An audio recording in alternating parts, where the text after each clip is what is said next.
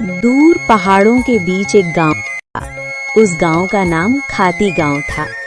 वहां के लोग बहुत ही सीधे और सरल थे। गांव के लोगों का जीवन खेती पर निर्भर था। उसी गांव में मोहन नाम का एक गरीब किसान रहता था।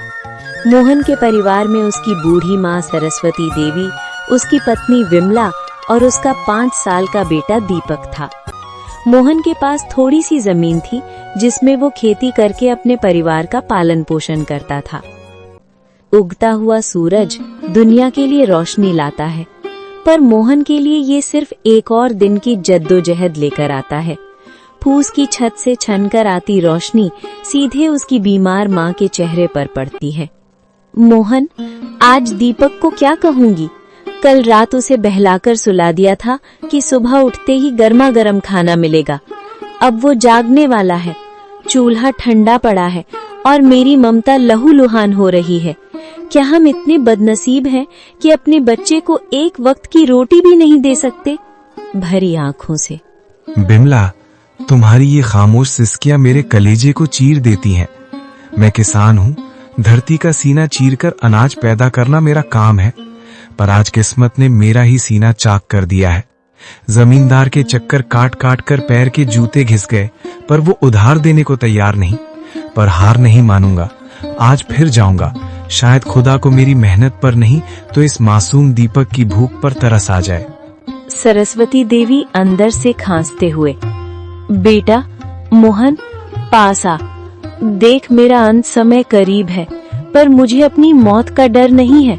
मुझे डर है कि कहीं मेरी गरीबी तेरे जमीर को न खा जाए। बेटा, भूख बहुत बड़ी चीज है, बड़े बड़ों का ईमान डिगा देती है।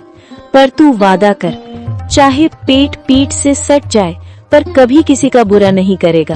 भगवान की लाठी बेआवाज होती है, पर चोट गहरी करती है। माँ, आपके संस्कार ही मेरी पूंजी है। मैं खाली हाथ लौट सकता हूँ, पर कलंकित हाथ लेकर इस घर में कदम नहीं रखूंगा। मोहन जमींदार के घर चला जाता है।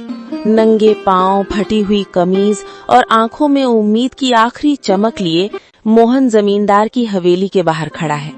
सूरज की तपिश उतनी नहीं चुभ रही थी जितनी पेट की भूख और घर में बीमार माँ की कराह चुभ रही थी। जमींदार साहब एक आरामदायक कुर्सी पर बैठे हुक्का गुड़गुड़ा रहे थे, मानो मोहन का दुख उनके लिए कोई मनोरंजन हो।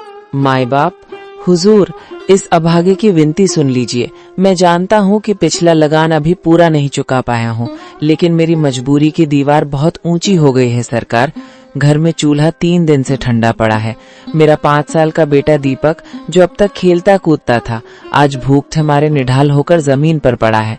वो मुझसे रोटी नहीं मांगता सरकार, बस अपनी पथराई आंखों से मुझे देखता है और उसकी वो खामोश नजरें मेरे कलेजे को छलनी कर देती हैं। मोहन, ये हवेली जज्बातों से नहीं, हिसाब किताब से चलती है। तेरी माँ बीमार है, तेरा बेटा भूखा है, इसमें मेरा क्या कसूर? पिछली बार भी तूने यही रोना रोया था। ये धरती प्यासी है तो मैं क्या करूं?